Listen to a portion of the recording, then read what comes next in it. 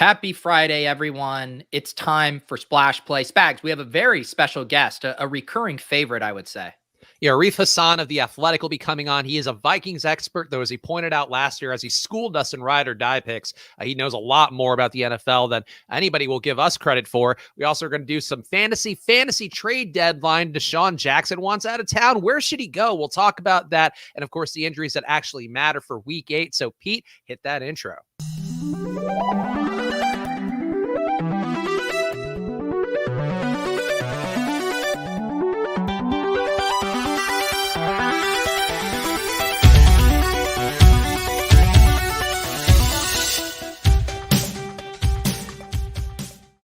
Hello, everyone, and welcome to another edition of Splash Play, the fantasy football podcast for every game under the sun. And once again, I am Chris Spags, joined by your friend and mine, Peter Overzet. How are you doing, Pete? I'm doing good. It's Friday. I just did a stream with Blender on DFS Strategy. Blender is really good at talking, and I didn't have to do a lot of heavy lifting. Normally, I roll into this show. Maybe I'm feeling a little tired, my lungs, my throat exhausted, but I'm feeling well rested after Blender did all the heavy lifting. He also, I feel like Blender, there's a lot, I know you do a great impression of him, but I feel like a lot of the impressions of him across the industry tend to sound like Doc Brown from Back to the Future in a way that I really enjoy. Yeah, it is. That is kind of the manic genius vibe there. Yeah, the Doc Brown is a good comp. Yeah, check out all the Jordan Cooper Blender HD. It's Blender HD, right? Is what he goes by. It's Blender Head. I even mentioned that at the top of the show. I always say Blender HD, but it's meant for Blender Head. Oh, well, I thought he was just in high definition as always, but the takes are always good for him. So go check the stuff that he's doing out. And of course, that show with Pete. But first of all, make sure you are following at Splash Play Pod, of course, to get all the show alerts whenever we go live. Usually going to be 2:30 Eastern on the Monday, Thursday, Friday schedule. But Pete, we're doing a Sunday show. We're going old school and doing a Sunday nighter coming up. Yeah, I'm made the decision to go down to New York early next week. I was like, do I really want to throw this wrench in my schedule? But I got FOMO with a bunch of NFT stuff and parties. I'm going to go to the Knicks game on Monday night. So I appreciate you obliging my, work week indulgence. And yeah, we're going to do an old school Sunday night episode. We'll have to figure out the time. I'm happy to do it basically anytime after lock with that game. We could do a halftime start, whatever you're feeling. Yeah, so we'll keep an eye peeled on at Splash Play Pod. I feel like usually heading into halftime, I think, was when we do it last year. So that sounds about right to me. But the timing on that could be a little weird if the timing does get strange. So just keep your eyes peeled on at Splash Play Pod. And of course, on Pete's channel and the Splash Play channel to know when we will go live for that special episode. Also, make sure you are going to footballoutsiders.com/subscribe to get DVOA into your life. Lots of fun stuff going on behind the scenes there. They've had a redesign this week. Lots of really just nice changes for the users out there, which I'm pleased to see as somebody that is employed by the company that owns them. So go check them out at footballoutsiders.com/subscribe. DVOA is the big stat, but they have a lot of data on there that'll help you make better lineups across the board. And we are going to have Arif joining the show in a little bit, but let's do some injuries that actually matter. And Pete, this is one from yesterday that I think is kind of a bummer for a team that was already having a skeleton crew, but Robert Tonyan going to be out for the year with an ACL tear for the Packers. If they somehow beat the undefeated Cardinals, go to 7-1, with no Devontae Adams, no Allen Lazard, no MVS, and really an impressive showing yesterday. Not the prettiest game in the world, but them overcoming that to pick up a win and beat the Cardinals for the first time is pretty impressive. But it's kind of sad for the Packers. I feel like if you're a Packers fan, you got to, even at 7-1, feel not great about losing a really important part of what they've been doing. Yeah, that's brutal for them. And I know Tonyan, at least for fantasy players, has been a little frustrating just because he does have such a low floor, some weeks where he'll only get 1 to 2 targets. But yeah, especially through this stretch right now, he was playing really well and definitely a bummer for them. It looks like Mercedes Lewis will probably be the next man up there at tight end. And yeah, it stinks. I mean, Rodgers last night, even with being down, his 3 best wide receivers, he looked really, really sharp. He finds a way to elevate all of these guys. And Tonyan, obviously a big beneficiary of that. So big bummer for the Packers. And some more targets to go around for the rest of those guys as they come off the COVID list. I'm sure with Tonyan, who hasn't been terribly involved, but definitely gets some more looks when you do have your Adams out or really any of the wide receiving core out. So in this spot, Mercedes Lewis probably going to take a fractional amount of what Tanyan's doing. Probably take some end zone looks, some red zone looks like you saw yesterday. So we'll see how that goes moving forward. Another kind of interesting injury, Corey Davis not likely to play this week with Mike White as big home underdogs versus Cincinnati. And Pete, the report is that your boy, the man you have been holding the water for probably as long as as anybody. Denzel Mims, in quote unquote, in line for a larger role. Is this the moment for you, Peter Overzet? I honestly missed that news about Corey Davis. I didn't realize he was truly questionable. I mean, good God. Honestly, if I'm going to get excited, it's going to be about Elijah Moore. I thought he looked decent coming out of the bye, and he had that touchdown, a rushing touchdown last week, and definitely hopeful that his role kind of continues to grow. So, but yes, for the brand, it's Denzel Mims season, 100 yards, 2 touchdowns. Yeah, the Moore play does seem like one a little more appealing. Really, the least sexy play of them all is Keelan Cole, and he's probably the guy who benefits the most. But either way, we'll see what Mike White does in a spot that does not look that great against Cincinnati team. I guess, Pete, honestly, a Cincinnati letdown game here against the Jets after just beating the Ravens in that big way. I know we did some low ball lineups where I bravely took Jamar Chase in that spot, but I don't know how this is going to go for Cincinnati, but it does feel like if ever there were a letdown game spot, this could be it. Yeah, I had to pick. I do, my weekly survivor pool, and they look like the best pick because I've burned through a lot of the other stud teams. As I think it's 10.5-point favorites, but man, I did not feel good selecting the Bengals. Like, it's just like, of all the teams you want to hang your hat on, because I've already used my Bucks, my Rams, my Bills, all of that good stuff. And it's just like, that is very, very scary to use the Bengals. And even when I went to go bet this, and you can always track all my bets over on Betsperts.com, I didn't want to touch the spread or anything. I took the under in that game. So yeah, it seems like a great spot for the Bengals, but from like just a pure win-loss perspective, I'm a little nervous.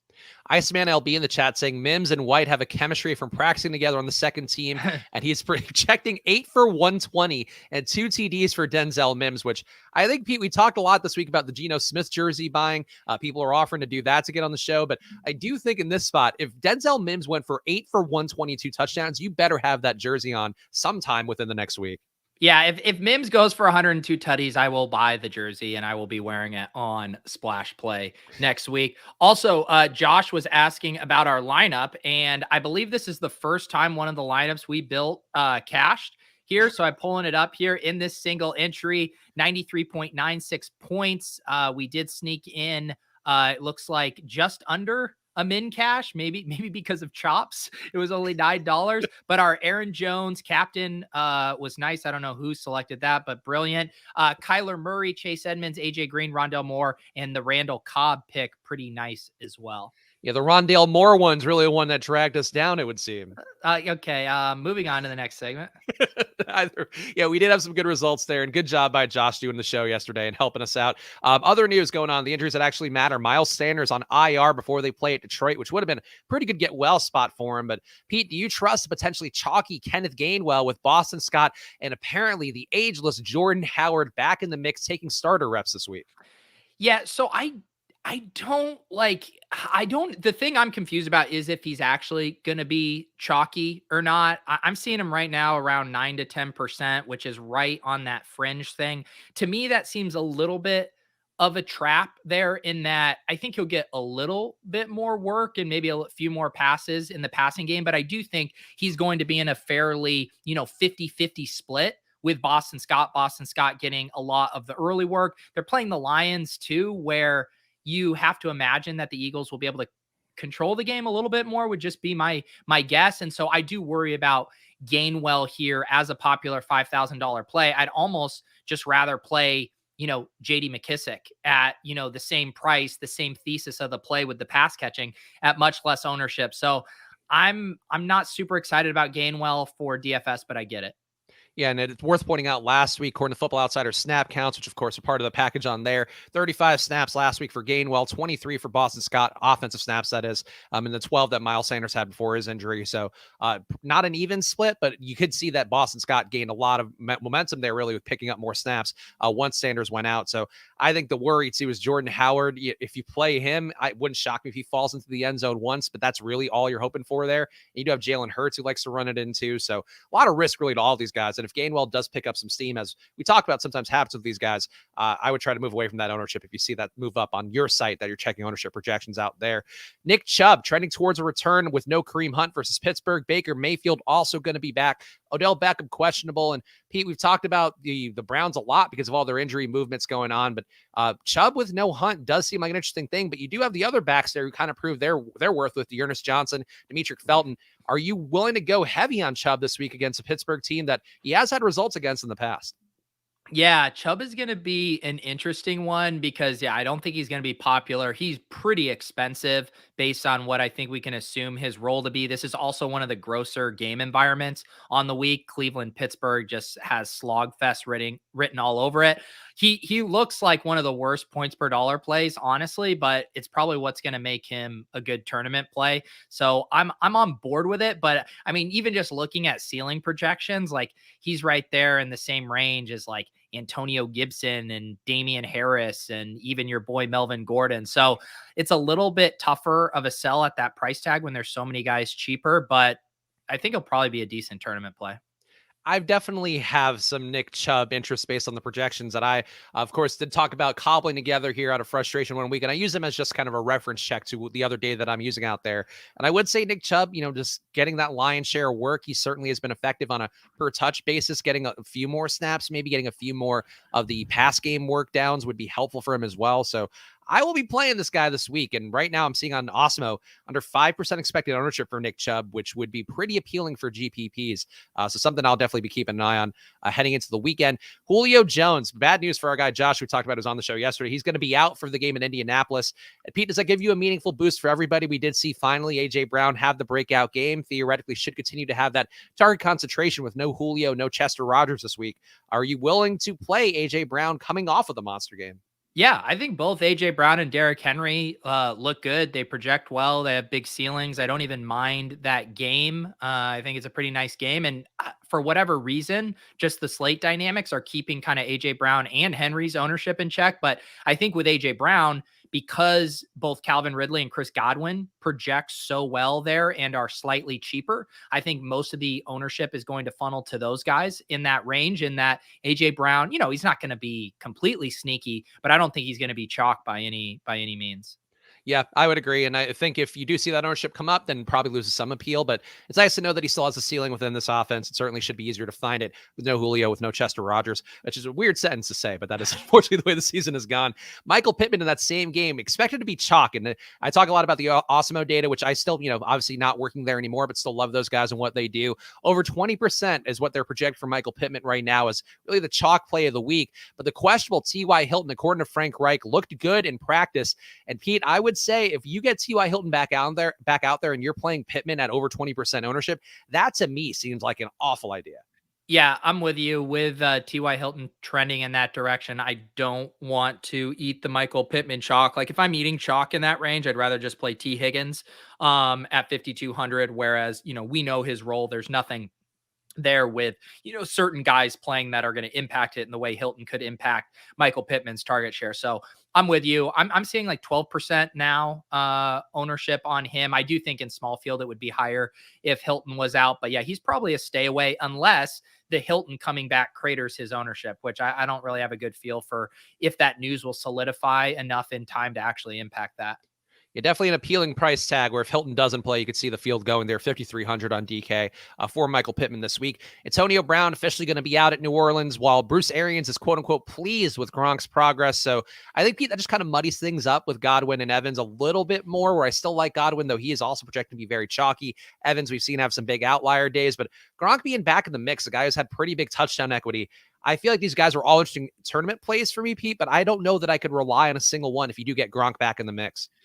Yeah, like I said, Godwin is going to be very popular. I think he's going to be the preferred option. And then I think Evans and Gronk will both be under 10% ownership. I do think Fournette will be fairly popular, maybe in like the 10 to 15% range. But I am kind of interested in picking my spots with Tampa Bay and just leveraging off the Godwin. I could see Evans or Gronk sneaking into my lineups. The tough thing with Gronk is just they're after Goddard, who I think is going to be extremely popular in that range. Like all of those guys are going to come in like sub 10%. Tyler Higbee, Noah Fant, Even TJ Hawkinson a little bit more there. So yeah, I want to pick my spots with the Bucks. They're just such a great fantasy team right now because they pass regardless the game script. And now that it's condensed without Antonio Brown, I definitely want pieces of it.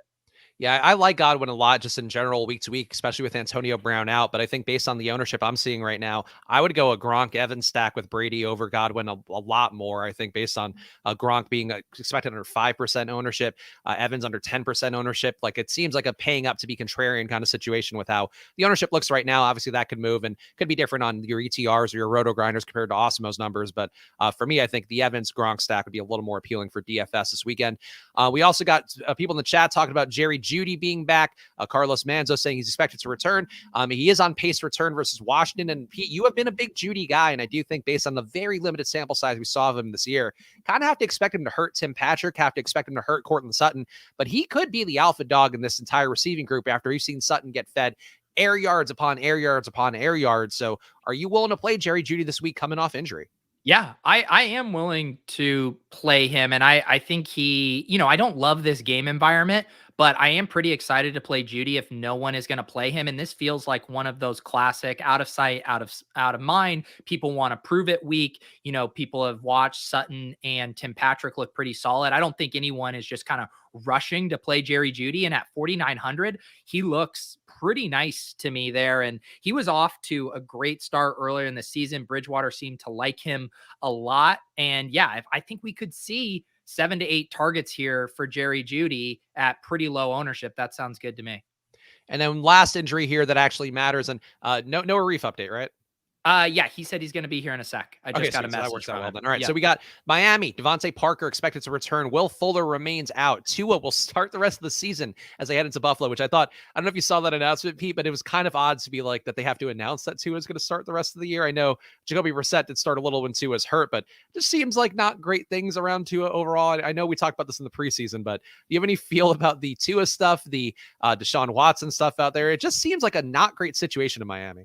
No, you're always trying to FUD Tua, and I'm not going to put up with this. He had a great game last week from a fantasy perspective, and Tua is fine. I like this offense. I think it's a good offense for fantasy. It's a tough spot for him this week, against Buffalo, but I do think, one of Waddle, Gesicki, or if Parker comes back, I think you definitely want one of those guys in your bringbacks with your Bill stacks. Yeah, I think it's a reasonable one. And Parker, to me, does hurt Waddle enough that, it's these guys are all at reasonable price points. So I'm not going to be mad at you guys taking that stab out there. But 14-point underdog heading into Buffalo does seem like not the greatest spot, though. The Edge Sports line, edjsports.com, where we run 100,000 simulations, does have it closer to a 44-point line instead of a 48.5 over under, and also a 7-point line instead of a 14-pointer. So maybe Miami keeps it close, but if they do, it could be uglier. What do we want to do next, Pete? Let's see. Well, we are going to have Arif joining us in a second. We're going to talk about his beloved Minnesota Vikings. Why don't we start talking some of the trades, though, that we're interested in seeing here? Yeah, so if Arif comes into the room, we'll just throw him on here and we'll get moving on some other stuff. But let's talk the fantasy trade deadline, where the real NFL trade deadline is going to be Tuesday. We all know that there are some guys that we'd like to see in better situations for fantasy. So let's book some fantasy trades that would be good for fantasy and what we're calling our 2021 fantasy trade deadline. Pete, you didn't approve of this branding. How do you feel when you hear it out loud? I still hate it. No, I didn't even know that I didn't approve of it, but no, I'll allow it. Well, you didn't formally approve. Normally, we obviously I put it on paper. I send it to Pete. He signs it off. He rubber stamps it, sends it back. Then we also have our notary look at it. It's a whole thing. Yeah. My assistant was slow to get that one in front of me, so I didn't get the stamp of approval. Also out of ink on my rubber stamp. Oh, that's the issue. That's really where rubber stamps get you. Big ink is always the one that's going to fuck you over. But the big trade the trade rumor rather, it's definitely not a big one, but Deshaun Jackson is one that we could say he asked for a trade actively right before the show. The Rams are going to accommodate him. He has lost some market share to Van Jefferson in a meaningful way, though obviously this is all Cooper Kupp's world and we're just living in it. But I do think, Pete, there are some interesting trades for Deshaun Jackson to me off the top of my head. And I'm going to let you go first because I have a really clearly defined geographical location he should go overall. But I'm wondering what you think first. For Deshaun? Yep. I'm really scared when you say geographical location. Oh, I guess that sounded more ominous than it was. Just one area that has two teams that I think would both be a good fit for him. Like if Spags is about to make like a Deshaun Watson, like Thai massage parlor joke here. I mean, we should all be traded there, I guess. I mean, Deshaun Watson, I mean, what, San Francisco? Is that where you're going to go with? For Deshaun Jackson? Yeah. Oh, sorry. I thought you said Deshaun Watson. No, you were thinking Deshaun Watson. Yes, You're too okay. busy thinking about your handy Jays. I mean, Deshaun Jackson should just retire. I mean, we don't need to send him anywhere. He was good when he got targeted this year. He's fine. He's fine. Like, he's not earning targets over Van Jefferson. I mean, what is there to talk about, Spags? Well, where Deshaun Jackson should go is the DMV area. He should go to the Ravens with Lamar throwing the deep ball, or his former Washington football team. That's what I was going for. Going to the DMV for Deshaun Jackson. Arif, you just missed me and Pete completely missing each other on a bit here. That rules. I love it. Great time. Here's Arif Hasan, of course, of the Athletics. Let's do the Arif intro. We can jump back to the fantasy trade deadline. But Arif, of course, you should be following him at Arif Hasan NFL on Twitter. And Arif, you're doing a lot of work at the Athletic, of course, covering the Vikings. But also, I did see you were on ESPN's Mina Kimes' show not this week, but I think a week ago. So how do you feel being back here on Splash Play, slumming it with us, where frankly there's no Mina Kimes to be found? I feel like I can like bring the energy from that into here. I think a rising tide lifts all boats. So how about we go with that? I love it. That was a nice way to spin it. That is classic, nice Arif way of saying I'm so much shittier, really, just being here on Splash Play. But we were happy to have you on, Arif. Of course, you are the Vikings expert, so we have to talk a little bit about the Vikings, where we just saw the Packers go to 7-1 yesterday.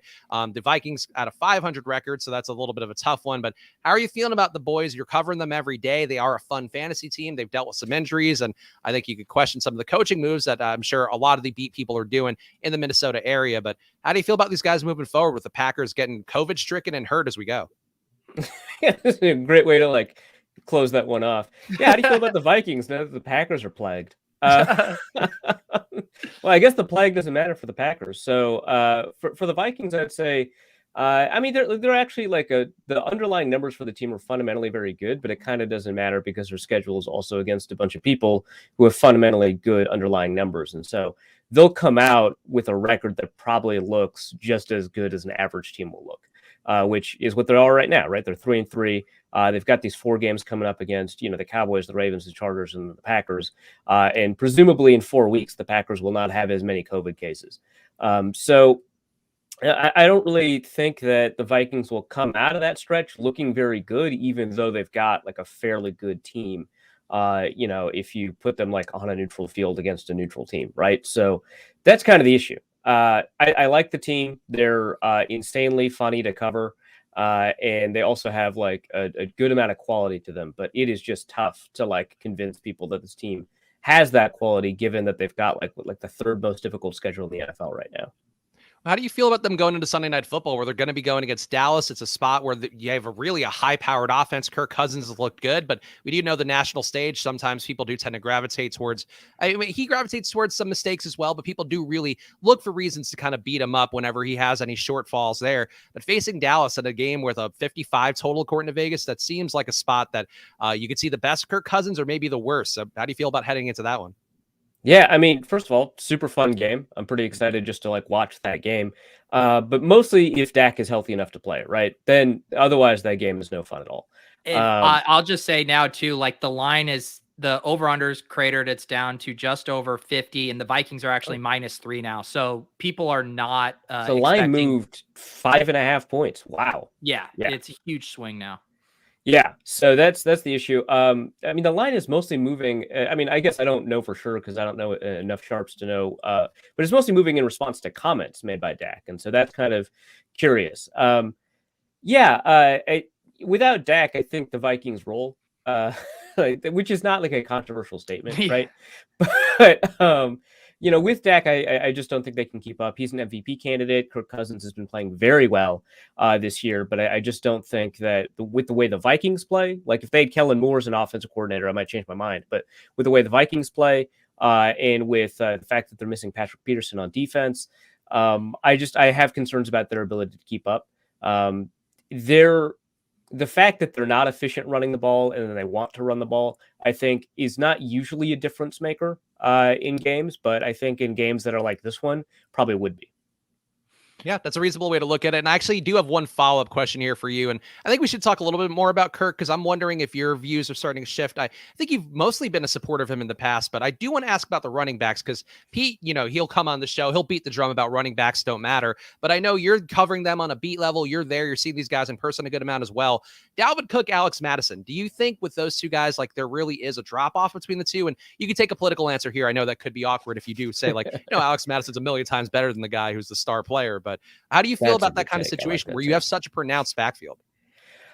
Yeah. So first, I would say that the Vikings could do a lot just by letting Alexander Madison have the ball more, even when Dalvin Cook is healthy. I think that that's just a good move. But second, I would say that there is a difference between the two, but it is entirely qualitative, right? Like, yeah, I do think that you'll probably end up with higher breakaway percentage with Dalvin Cook in there. I think that's just unquestionably true. And so you're leaving the possibility of some 20-plus yard runs on the field when Alexander Madison is out there. In the game against Seattle, I thought I saw a couple of instances that it seemed likely that Dalvin Cook probably would have broken off for a couple more yards than Madison.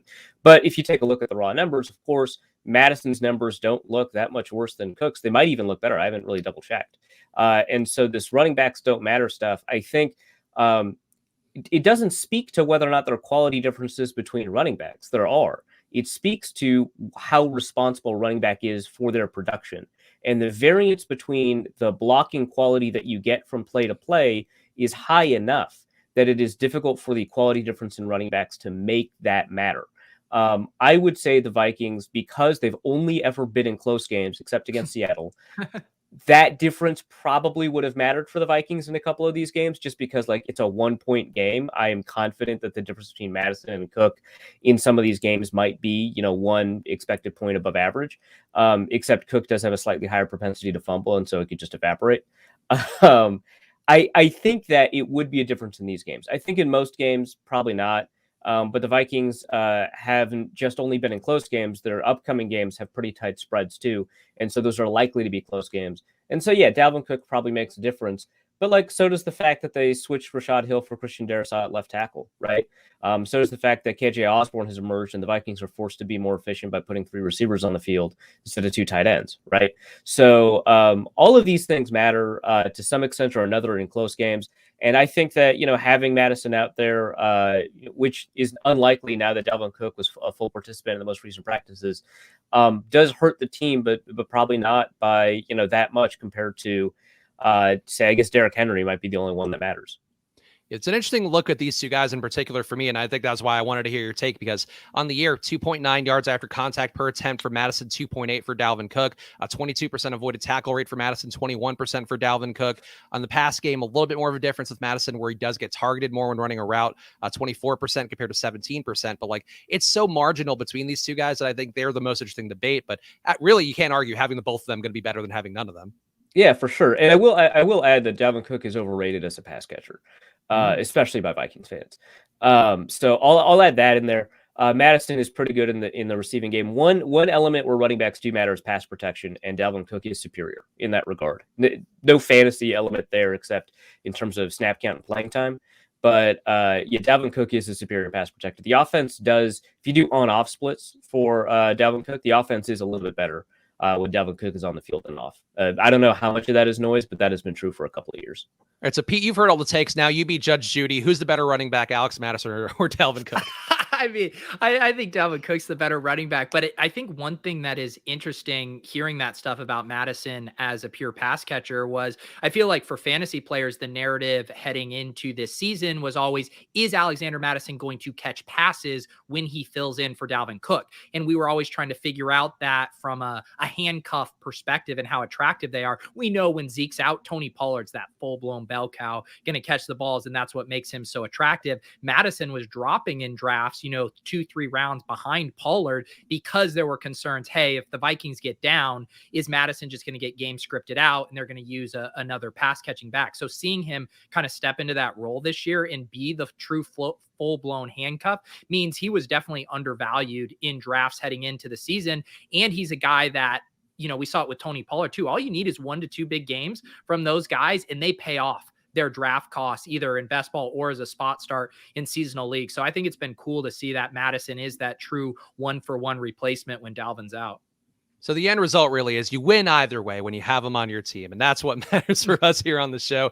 But Arif, as you were coming on here, we're doing our fantasy trade deadline segment here. And obviously for the Vikings, you're there firsthand. So if you want to talk about them, you can. But are there any trades you would make for a guy, particularly a skill position guy, though I do know you follow everything involved in the team. So if you want to be an adult NFL analyst and talk about defense, you can.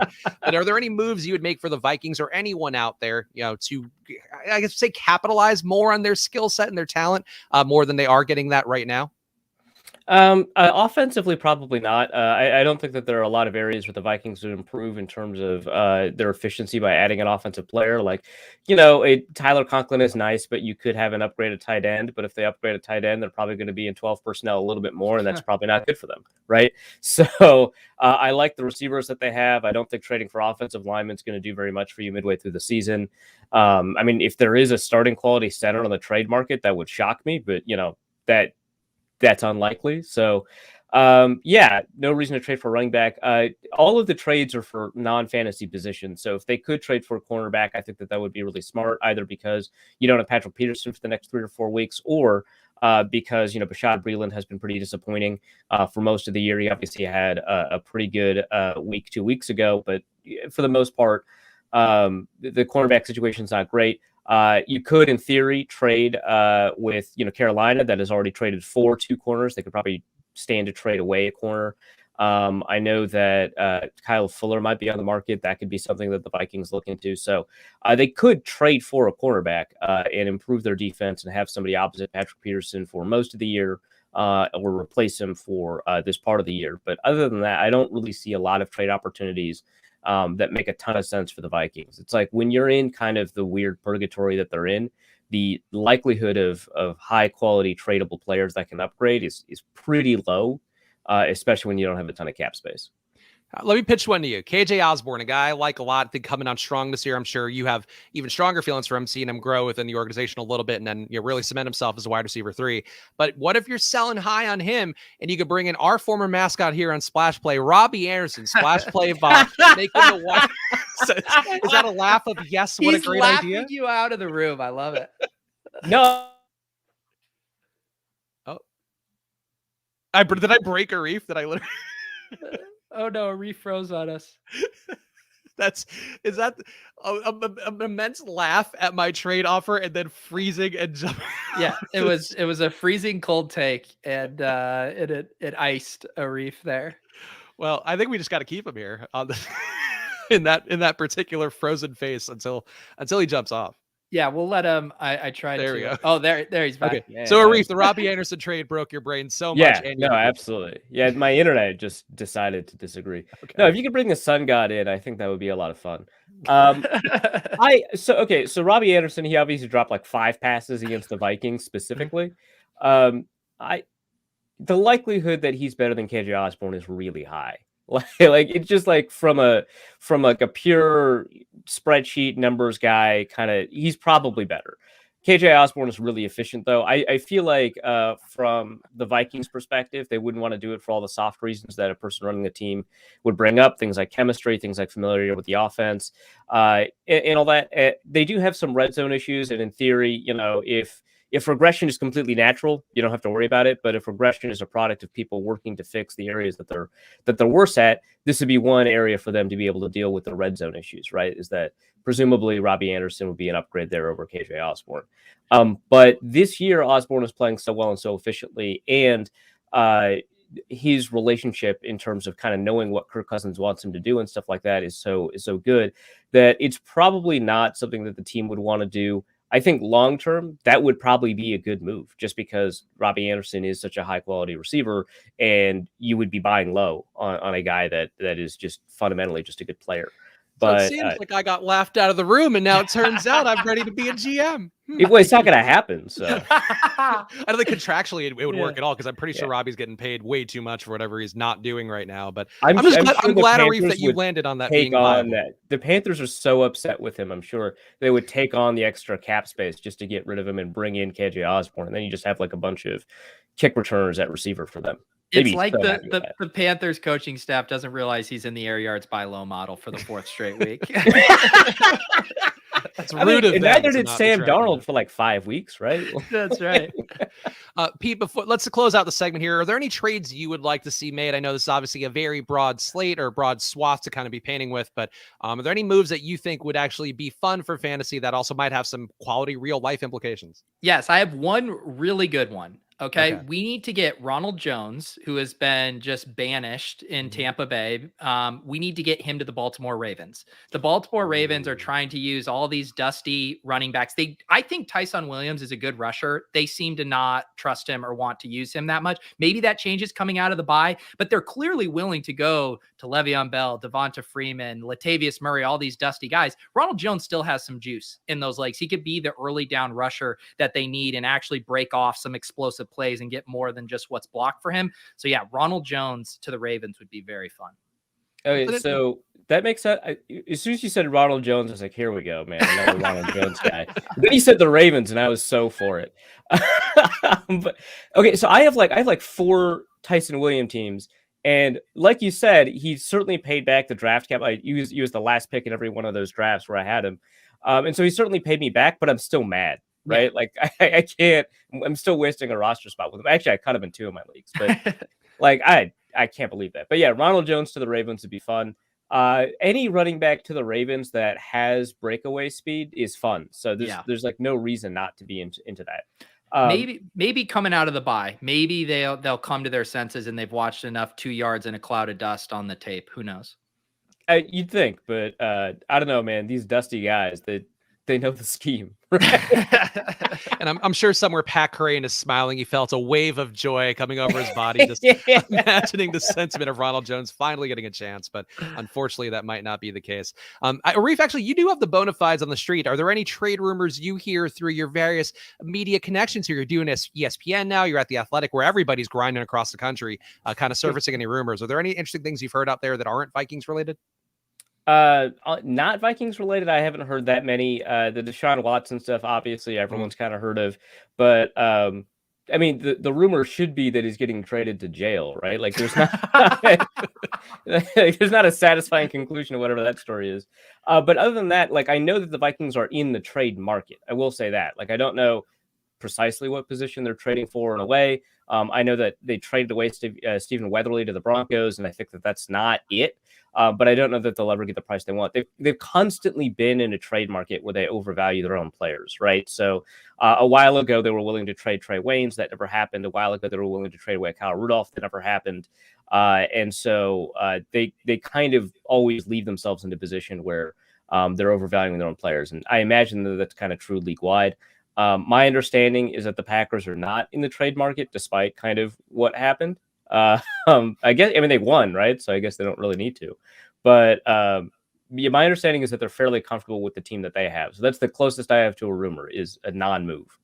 All right, that's fair. I mean, it's hard to argue with a team of 7-1, but that is the kind of team when you're that banged up that things could be bad down the stretch. So we'll see how that goes.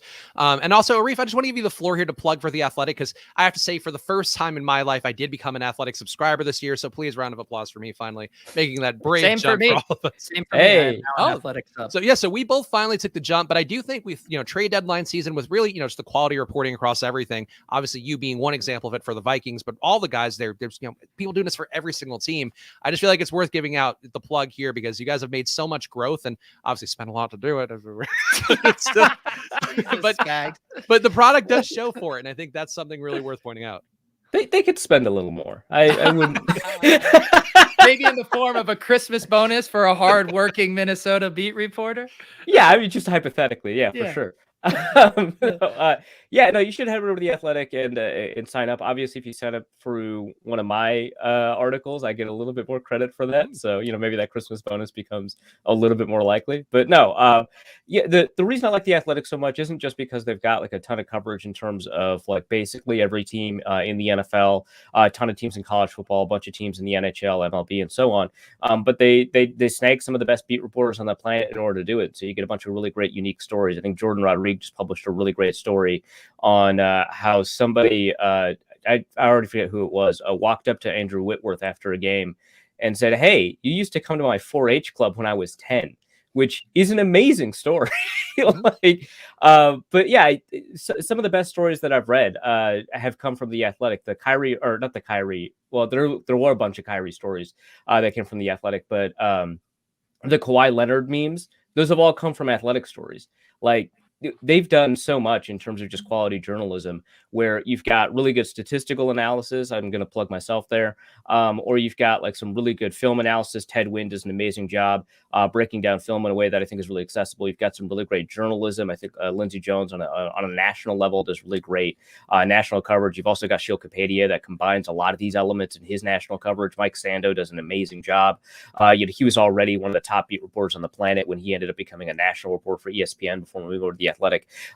These are really high quality people that provide coverage in a bunch of different ways to a bunch of different beats that I think you just really can't find elsewhere. Yeah, I would agree, honestly. Like, I the thing with me with The Athletic is it's almost too easy to lose hours just reading away and clicking all the different things on there. And that's not us doing an ad. Like, for real, this has been my experience with it. It's a lot of quality stuff. James Holzhauer, I think, doing some interesting stuff too. The former Jeopardy guy, talking about sports betting in a way that a lot of people out there aren't talking at a high level, analytically minded approach and plus EV approach. So check it out here and do click that Arif link. I did see that Pete dropped a link into the YouTube chat. So if you are watching live here, go sign up for The Athletic, give it a shot. And look at this. You can even at the end give your approval with this link. So boom, Arif, you just got a boom. Glad you really enjoyed it. Yeah, you had already voted before. Now I know you read the piece. That's right. Yeah, I was doing my research. You had some good analysis comparing them to other similar teams and how they've been performing here. Much better. Some of their compared to their cohorts here. Yeah. That's why you should pay me. I mean, sign up for The Athletic. and hopefully that clicking that one emoji button is worth $5,000 to you, I think, every single time. So. Yeah, we can hope. Yeah, for sure. Specifically the guy in the green hat. Like, the green hat's really the sign. The green hat, you got to click on that one for me to be able to feed my family. Yeah, no, for sure. He's making the money. All right, let's do our ride or die picks. And I guess, let's skip the troll play for now. If we have time to squeeze it in at the end, we'll do it. But I want to make sure we get everybody out here on time. Pete, tell Arif the massive changes that have come to ride or die picks since he was on last year. It was a very reasonable gentleman's game. And now it's become basically like a syndicated Price is Right ripoff where we're doing negotiations. And it's become a madhouse, Arif. That's what I want to warn you. No, so basically Spags is just bitter that I've gotten really good at this game, even though it's essentially the same as it's always been. You make a single pick for each game, and based on how aggressive you are, you get more points. So a 1-pointer is like, picking a spread, Vikings -3. That's a 1-pointer. Say you want to, and I love how all my examples are going to be Vikings related, as if Arif won't be able to understand the concept if they're not about the TV covers. But say if it's Justin Jefferson scoring over 25 points, that would be a 3-pointer. And a 10-pointer would be KJ Osborne is in the captain showdown winning lineup on Sunday Night Football. So the part that Spags is referring to that has changed is we now heavily negotiate these. And what happens is a lot of times the pick will fall between a 3 and a 10. But Arif, I need to make this very clear. We do not have anything but 3 or 10 pointers. So then we must negotiate whether it's closer to a 3 or a 10-pointer. Okay. Cool. If you feel ready, was that a good enough explanation? Well, so my understanding is that I have to argue against the likelihood of what I picked to get the points, and then argue for the likelihood of what I picked. Exactly. To justify. It's like when you said a trade offer at a fantasy league, and you're trying to tell them why it's so good for them. I'm like, I always say, honestly, I'm so good. Just keep the guy. Let's sum up this game and what it's turned into. But let's go game by game here. Our picks for week 8. We got San Francisco starting out with them 21.5 implied points, heading into Chicago 17.5 implied points. This one, the line a lot higher according to Edge Sports, edjsports.com, where we run 100,000 simulations of each game. 47-point line according to them compared to a 39-point line in the book. So maybe some value taking the over. Pete, as always, I'm going to ask you to set the bar here so Arif knows exactly what he's walking into.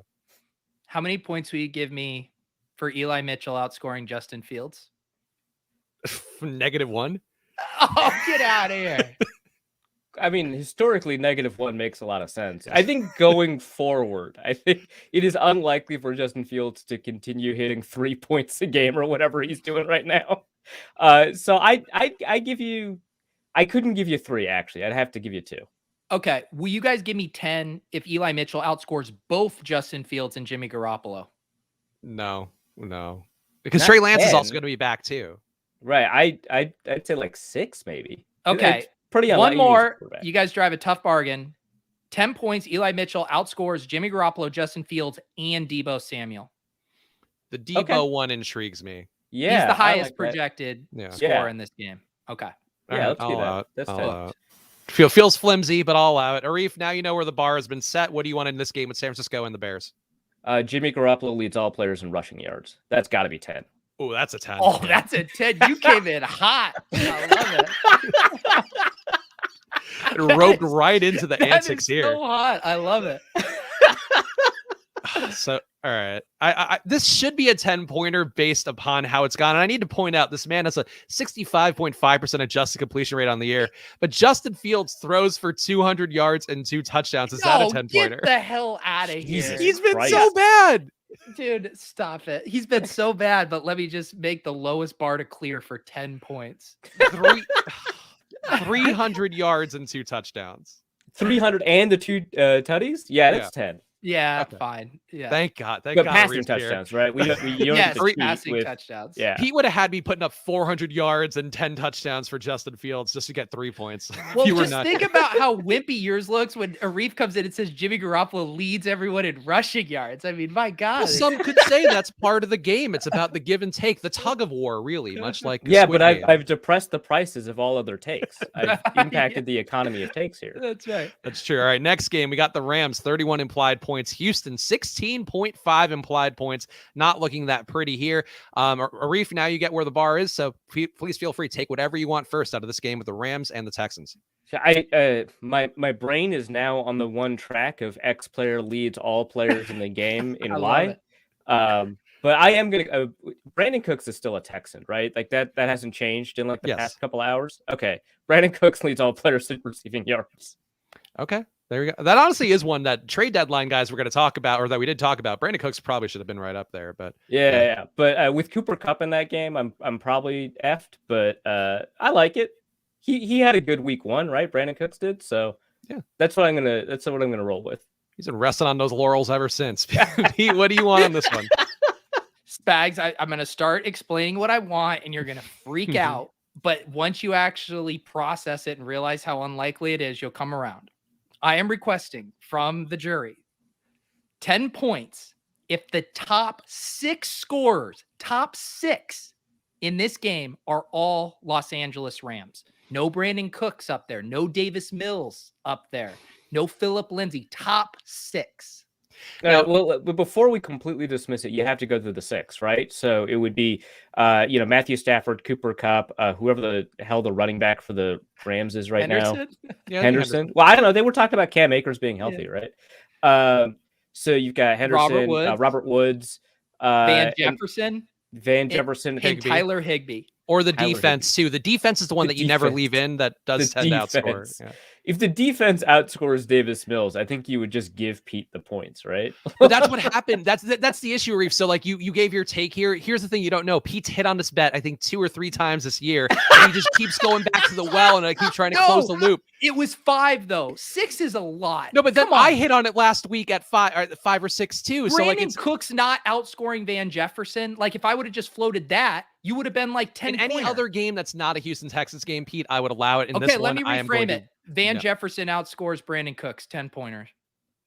All right. That's the same that's the thing same that thing. I just did. That's what I'm trying to prove my point, Spags. Jesus. I mean, in fairness, Van Jefferson doesn't like the 6-1 does give some more like, Andrew Whitworth could carry the ball 90 yards down the like. It doesn't have to be Van Jefferson, but I still think.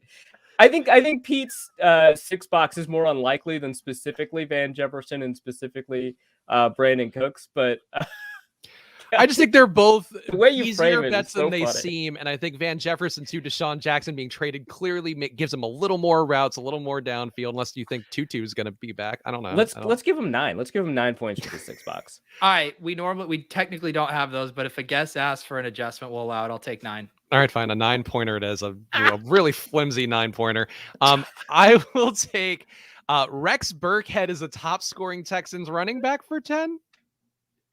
Yeah, sure. Who are the Texans running backs? You got David Phillip Johnson, Lindsay, David Johnson, Phillip Scotty Lindsay. Phillips, and Rex Burkhead. Scotty I'll give him Phillips? 10. All right. Phillips. God, Yeah, the hoping that Texans the are such a Patriots who's who organizational of remember crossover a leads to guy. them still giving red zone touches to Rex Burkhead in a way that makes no logical sense. Next game, Philadelphia 25.8 implied points, Detroit 22.3 implied points. Game's got a 48 over under in this one. Or actually, I guess I'm due to go first, so I hate that part. I will say Devonta Smith outscores. No, it's on. No way this is going to be a 10-pointer. Yeah, Devonta Smith 2X's every running back for the Eagles. Didn't they have a game where they didn't even give a ball to a running back? I don't know. Pete loves Gainwell. Everybody loves Gainwell. Yeah, I love 2X's. Gainwell. I've got a ton of Gainwell exposure. That's why I'm skeptical. Sure. Okay. I'll give you that. Okay. Thank you. I'll take it. Sure. So I feel like, and you're talking about 2X's, both of them individually. Yeah, he's in plus Jordan Howard too. Don't leave out Jordan Howard who's getting starter reps. So I assume, Arif, like one of these Eagles guys is going to get to about 15 points in this game. So we need a 30-point plus Devonta Smith game. That's a 10-pointer. You think one of the backs is going to get to 15? Yeah. Dude, don't Detroit is against awful. It. Yeah. They are, but Devonta Smith has, I don't know. All right. Anyway, I'll take it. I got it. I don't. Yeah, you got the 10 points. Yeah, don't undermine yourself. All right, Arif, what do you want? Detroit wins by 2 scores. What's the line? It's 3.5 Eagles. Okay, so you're saying Eagles minus 14? Essentially, yes. Yeah, that's a 10-pointer. Okay, that works. Pete, what do you want? I am going to do Devonta Smith in the I hate that this is somewhat correlated with your bet. Actually, no, I can't do that. I was gonna say winning Millie Maker lineup, but I can't have Spags be right when I'm right. No, but you're leveraging against my play then by being even more right. Fine. All right. I'll do Devonta Smith winning Millie Maker lineup with 29.9 fantasy points, and Boston Scott has 15. Just being spiteful just enough there, but that's honestly, this might be the first time we really agreed on a pick. So I would say everybody out there play Devonta Smith this week. He looks like a good play. Pittsburgh 19.3 implied points, Cleveland 22.8 implied points in this game. This battle of the AFC North. And Pete, we are back to you going first. Okay, let's see here. I will say, how many Chase Claypool over 20 fantasy points, 3-pointer? Yeah, that's a 3-pointer. Yeah, it sounds like a 3-pointer. Classic 3-pointer, vintage, some could say. Arif, what do you want? Man, this game sucks for takes. Oh, I thought you were talking about ride or die. I was like, yeah, got it. Both could be accurate. No. That's because this is a week-long segment, right? For the specific game, and the take I want is that Case Keenum plays for the Steelers next year. But you want a year-long ride or die payout. We need a futures ride or die section. Right, yeah. No, God, this one sucks. Okay, so is Kareem Hunt healthy? We know Nick Chubb. No, he's right? out. He's out. Okay, so Nick Chubb is healthy. So D'Ernest Johnson's going to be like the guy that gets like 13 points for no reason, right? Maybe, but D'Ernest Johnson wasn't getting as much pass game work, so it still could be Felton getting more. Nick Chubb is going to be competing with somebody probably, but yeah. Right. Yeah, so that means I get a 10-pointer if D'Ernest Johnson outscores Nick Chubb. Yes, that's a 10-pointer. Yeah, that's a good one. That's a good one. Greg saying Willis is going to need an advance on his power to do the accounting for a year-long bet. That's our poor accountant, Willis, having to keep track of these. Yeah, that's like the job isn't glamorous. That's what we've always said to Willis. And even though it seems like it, everybody out there. For this one, for me, I will take let's see. You took Chase Claypool. Deontay Johnson over 25 fantasy points. Is that 10? Say that again. I was looking at a Deshaun Jackson trade rumor on Pro Football Talk. Were you actually? Yes, that article was just posted. Well, see, it's all the buzz out there. Glad we covered it. Deontay Johnson over 25 fantasy points. That's a 3-pointer. Over 3. I think it's probably like a 5-pointer. It's certainly not a 10-pointer. What about over 28? Okay, over 28, I'll give you the 10. Okay, done. Deontay Johnson over 28 fantasy points. I feel good about that. Cincinnati, 26.8 implied points. The Jets, 16.3 implied points. Mike White starting this one. Arif, it's a glamorous game here. We keep saying that adjective, but in this one really does apply. The Jets, Mike White starting. What do you want in this game between the Jets and the Bengals? Out. The bullet. Yeah, right. Jesus Christ. God, it's not even like the fun Mike White from Western Kentucky. I think it's the South Florida Mike White. Yeah. Christ, man. So the running backs are what? Michael Carter, the guy I put a taxi squad investment in a year ago. Ty Johnson. Yeah, that's okay. This sucks. Bengals wise, we got Joe Mixon, we got Chase, Higgins, Boyd. Okay, I'm freaking lost, right? There's no way I'm like putting out like a Mike White outscores Joe Burrow. So I'm so. All of these takes are way out of left field. I can't come up with one. Who are the receivers? You came out of here with a Jimmy Garoppolo, rushes more than the running backs. I mean, you can give us something hot here. Okay. How about this? Denzel Mims. Here it is. Yes. Denzel Mims, 2 touchdowns. Yes. I love it. I said I was buying a Denzel Mims jersey earlier on the show before you came on if Denzel Mims scores 2 touchdowns. So this is very correlated with me buying a jersey. Perfect. Yes. Perfect. All right. Well, Pete, do you want to follow up with some extra Mims spice? No, but what do you think about a 10-pointer if the 5 highest scoring players in this game are Cincinnati Bengals? I think that's a non-starter for me, friend. Okay. All right. I will say, you know what? Let's go back to my sports betting roots. I'm going to take a 10-pointer Jets money line. Jets win this game outright. Okay. All right. I've got a real spicy bet here that I want to do to leverage off of Pete's take there. And you guys haven't heard one like this before. What if there were 6 players on the Bengals who outscore all the Jets? Fine. I'll allow it because you got it. What do they say in gambling? You got to give action to get action. So now you owe me for more of these down the future. Yeah, you can have it. I think it's a good one. I honestly, it hurts me to not take Mike White. There's just nothing I see with the Mike White numbers here that look good. So that's unfortunate. Couldn't even talk myself into that. The thing is the Bengals are so concentrated after that. I mean, you're down to like P. Ryan and Uzoma to help you get there. So Godspeed. Cincinnati also pretty good. Uzoma's done it, right? So true. It's there. Yeah, it's also worth pointing out Cincinnati also pretty good according to DVOA, minus 10% on the year according to Football Outsiders. So get DVOA in your life at footballoutsiders.com/subscribe. Carolina, 21.8 implied points. Atlanta, 24.8 implied points. Line on this one's 46.5. And Arif, I feel like we're back to you to go first. Are we? Jeez, I don't know. I think you just went first last time, but then you kind of gave it away. So I just want to, give you the confidence you need to really thrive in the sunlight. Carolina, Atlanta. Man, Sam Darnold bounces back. This will look good for the Vikings, right? If Sam Darnold ends up playing good against somebody. So a bounce back that's probably worth 10 points is Sam Darnold outscoring everybody, right? He's the highest scoring player in that game. Mm-hmm. Yeah, because you got like Kyle Pitts and Matt Ryan. That's a tough thing to do. So yeah, we'll give it to Sam Darnold outscoring everybody. So he does look like the high. I think that's a 3-pointer. Crap. He is projected to be the highest scoring player. Really? Even with a Christian McCaffrey in the game? Okay. No, you're right. I guess he's the set. I still feels like a 3-pointer. Wait, is McCaffrey officially back? No, McCaffrey. No, he's not. Okay. I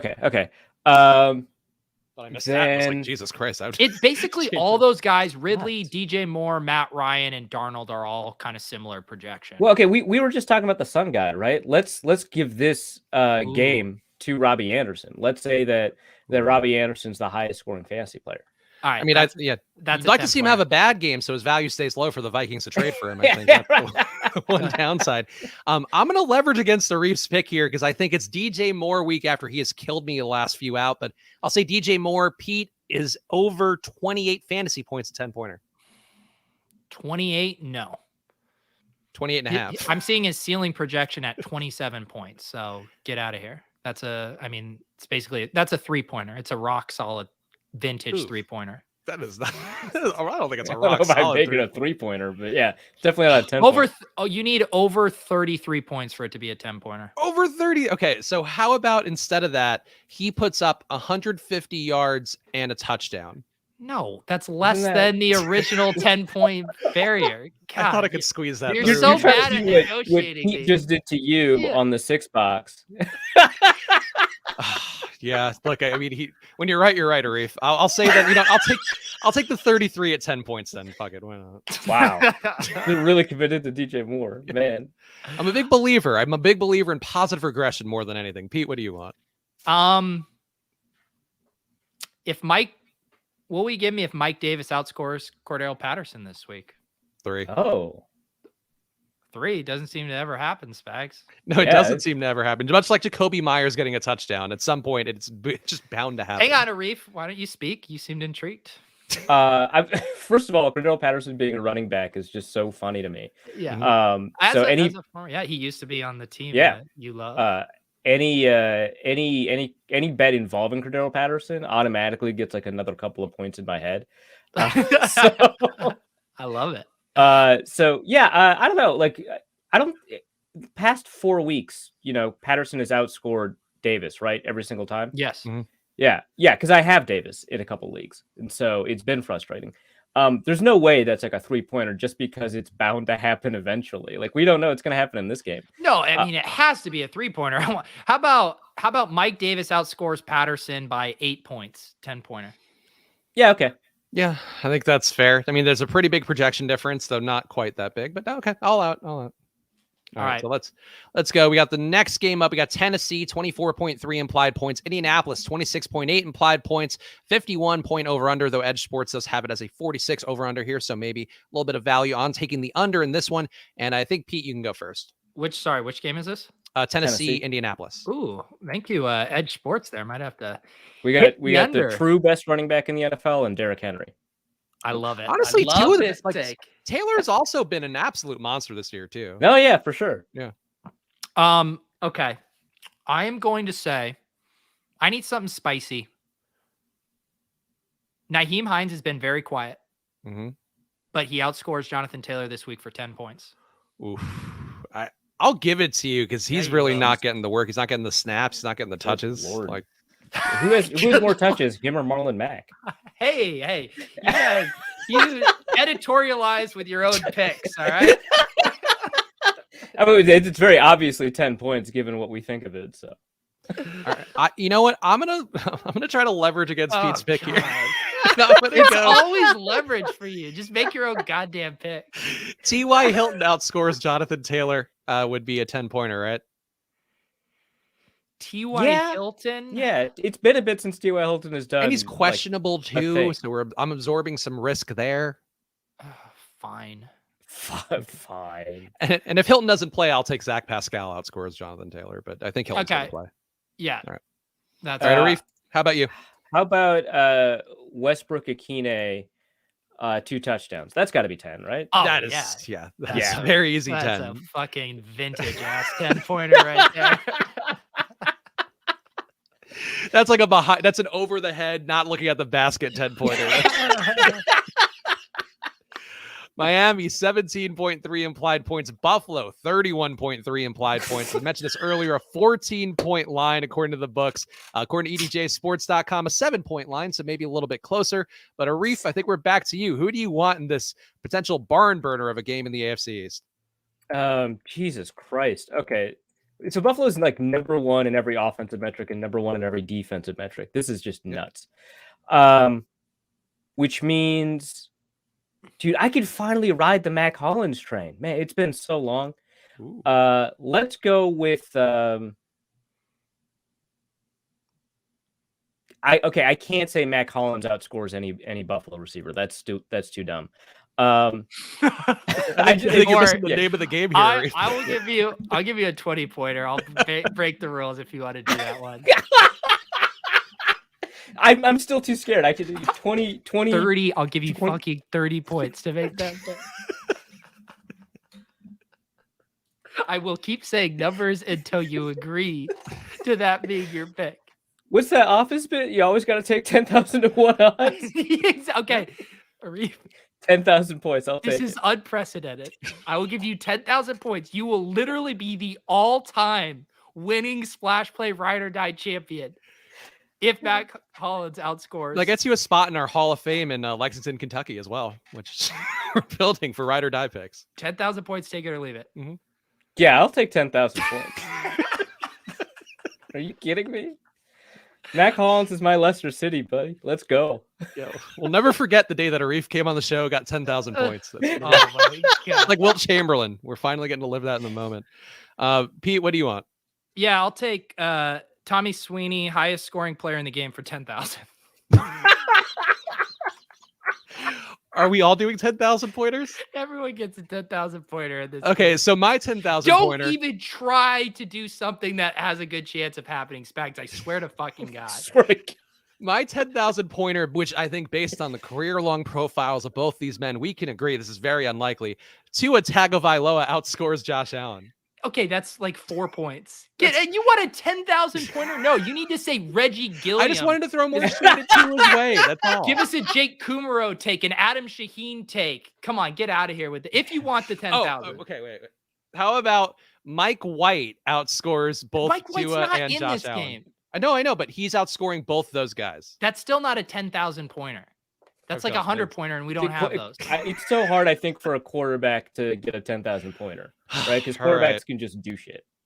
Tommy Sweeney, 100 yards and a touchdown. I just did the Tommy Sweeney one. Yeah, but I want to leverage off of that. That's still not a 10. Okay, no leveraging on 10,000 10,000 pointers are hard, guys. Durham's That's my the top idea. scoring position player. Do you have like a Gabriel Davis take? Maybe you could leverage that. I hate him. I think he sucks. That's my Durham take. Smythe, Durham highest Smythe. scoring player. That's a 10,000. All right, fine. Durham Smythe, highest scoring position player. So the QBs could still be higher scoring, but Durham Smythe. Well, Sure, man. Couldn't even come up with your own 10,000. Look, none of them are going to hit. I don't know why you guys are nickel and diming me here. Oh, yeah. Never say never, Spags. Jeez. Some of us like to dream. What does Mike Tomlin say? Never say never. I won't finish the quote. Thank you. New England, 22 point, probably for the best for everybody. New England, 22.5 implied points. Chargers, 27 implied points. Edge Sports has this line. It's a 54 over under, but it is only a 49.5 in the book. So maybe shade towards the over if you are betting this one. And I think I am due to go first here. Now I don't know where the bar is based on all the movement here, but I won't take a 10,000. Actually, Pete, is it 10,000 points if Jacoby Myers scores a touchdown? No, that was a once in a lifetime scoring thing. We were back to our official rule book of 1, 3, and 10s. All right, you rascal. Spags does not respect bits. I don't understand this. He's an angle I shooter. just want to make a plus EV bet at some point on the show. Is really how I feel. On ride or die? That's true. We used to make plus EV bets. Now they're just Spags calls it, buckle up and stay safe. That would be a much more logical bit, I think. Let's do on this one.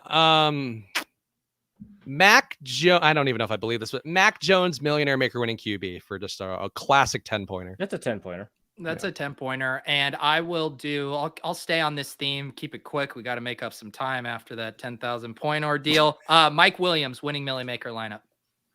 Okay. This is even more absurd than a 10-pointer should be, but let's go with Ramondre Stevenson. Outscores running backs in the game. Outscores all other running backs in the game. Okay. I mean, he was not even be active last week, right? Yeah. So do you want it? We'll give you the same kind of pivot that Spags got with his T.Y. Hilton to Pascal. You want to pivot to J.J. Taylor if Ramondre Stevenson is out? Yeah. Oh, perfect. Yeah. Let's do a game day. It's like a classic. Everybody hated DFS guys for doing this 3 years ago. Yeah, exactly. No, for sure. 2018 vintage. Can you just expand a little bit on? Are you a Ramondre truther? Because I love Ramondre too.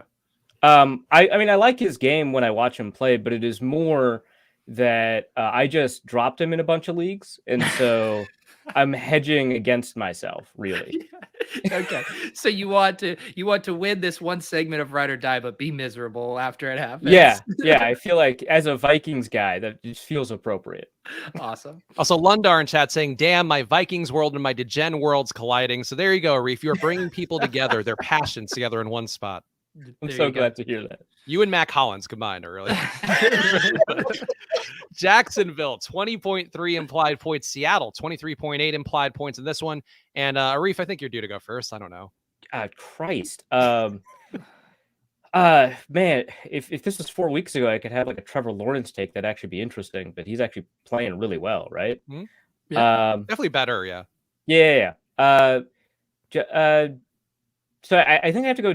I like Geno Smith. Like, he's not good. Like, that's not what I mean by I like him. but I like his existence in the league. His presence is very funny. So him, I think being on the winning Millie Maker lineup, I think is definitely a 10-pointer. No question about that. That would be fun. Yeah. Okay, that's a 10-pointer. I'm sitting here looking at this Laviska Shenault versus Jamal Agnew projection, and it's making me very sad. Let's see. My Fantasy Pros app keeps on recommending I pick up Laviska Shenault, and I can't do it. What are you in, a 4-team league? How's he available? I don't know. Fantasy Pros is just doing 99-cent bins. Get out of here. I don't deserve this on a Friday. Show your tiny helmet, Pete. Yeah, Arif. Sometimes within just distance of me, I have a Laviska Shenault. Dude, it's a little dusty. All right. Laviska Shenault, 10-pointer, highest scoring player in the game. Thank you. I have to double down after that, right? I did. How about Jamal Agnew 2x the points of Laviska Shenault? I knew you were gonna do that. Amazing. Is that a 10-pointer, Pete? That's definitely a 10-pointer. Given how good Laviska Shenault apparently is. Yeah, Arif, don't support his manipulation. I know. And I'm gonna have a Jamal Agnew tiny helmet. out of all former Colorado receivers in the NFL, where does Laviska Shenault rank? Third, fourth? I mean, it's what, like him and Paul Richardson? Oh, right, because I'm also thinking of Colorado State guys, right? Oh, like, are you lumping in the Higgins and the Gallup and yeah. Well, I guess BC Johnson's no longer in the league. So that puts Shenault at like a solid third, right? Maybe fourth. I'm not gonna. He's the pride of Colorado. All right, yes, Spags, I'll give you the 10 points because Jamal Agnew can just blow a hard one. Okay, good. How can you not love Jamal? He was a cornerback for like 4 years. Because he's encroaching on my precious Laviska Shenault targets. It is crazy. Laviska Shenault is still not good, even though DJ Chark, his leg fell off. Just shut up, Spags. Let's wrap this up. Okay. Tampa Bay, 27 implied points. Nolans, 22.5 implied points. Say that either. Pete, what do you want? You can go first. I'll let you go first in this one. Yeah, I will say, let's see. I'll do, I want a 10-pointer. Tyler Johnson outscores Mike Evans. God damn. Yeah. Go first. I was gonna take a Tyler Johnson one. You complain every time about having to go first, and then you don't, and you're because we got a gopher. Right. Oh, you're right, a gopher. No, but you're right. I was complaining about going. You can do Tyler Johnson. Just say I'm gonna leverage it even harder, like Spags. Yeah, no. I'm gonna forge my own path. We'll wait until it gets to my turn. All right, I'll let you go. Arif here. Leverage is, if you want to hurt Pete, that's the best way to do it. Leverage off his pick.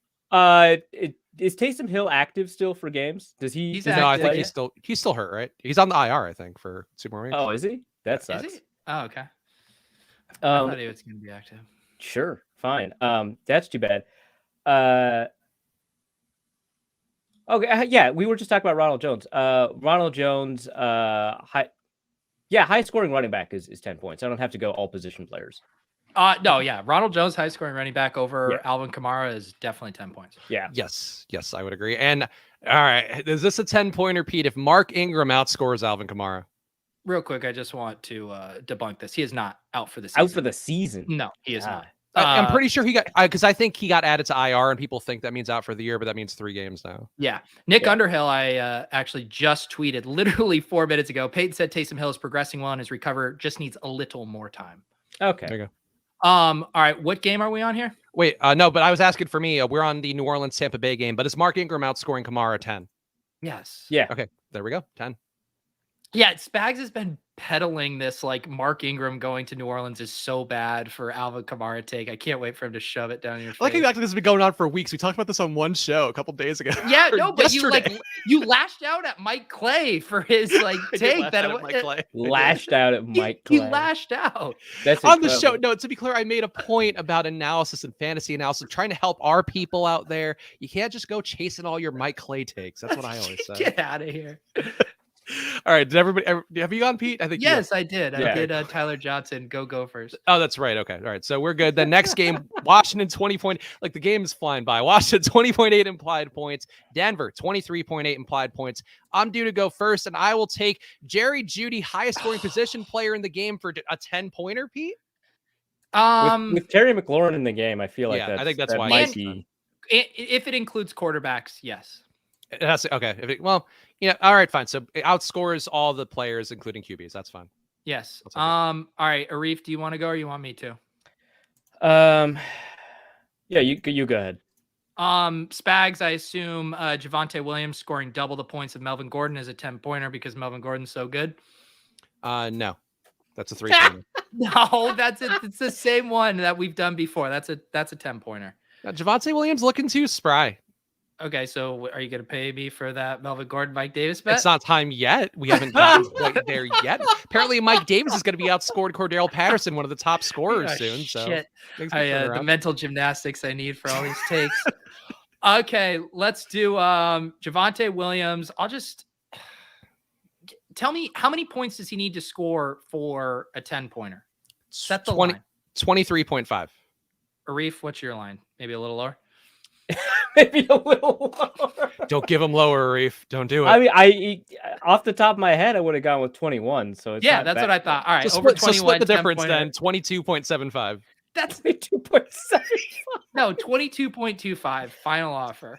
22.45. Okay. 22.33, and that's it. Done. Incredible. Arif, what would you like? Can I have multiple X players on the winning Millie Maker? Yeah. Right. Okay. Yeah. Then Taylor Heineke.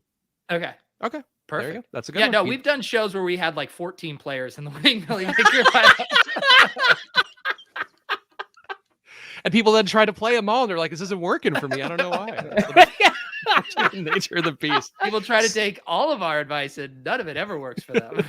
Yeah, the ride or die segment is honestly where I would get my most useful fantasy advice. One would hope. One of these days, it's really going to pay off. Last game, Sunday Night Football, the one we talked about earlier. Dallas, 25.3 implied points. Minnesota, 27.8 implied points. The books have it as a 53-point line, though I think that's moved around during the show because I pasted something in right before. Edge Sports has it as a 46-point line, so they're also skewing under, so keep that in mind.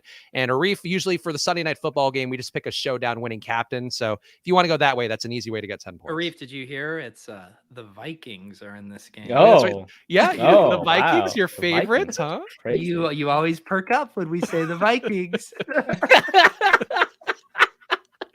You call back to the last show. I honestly, I kind of want to steal the example that you gave me, right? The KJ Osborne is the captain. Yeah. Yeah, I like that one. That one's good. Okay. I think that's a very solid For more pick. on KJ Osborne, head over to The Athletic. I've got a story.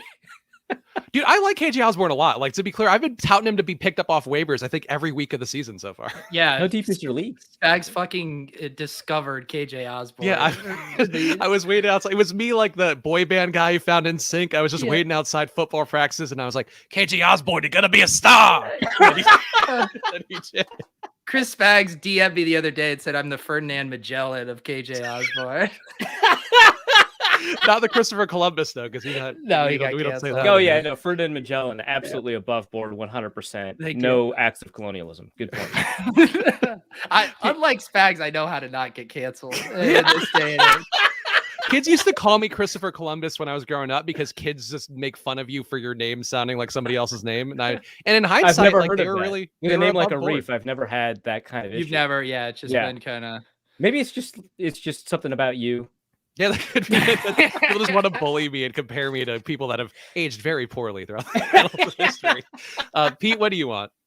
I'll say Dallas quarterback in the showdown winning captain lineup. You mean Dak Prescott?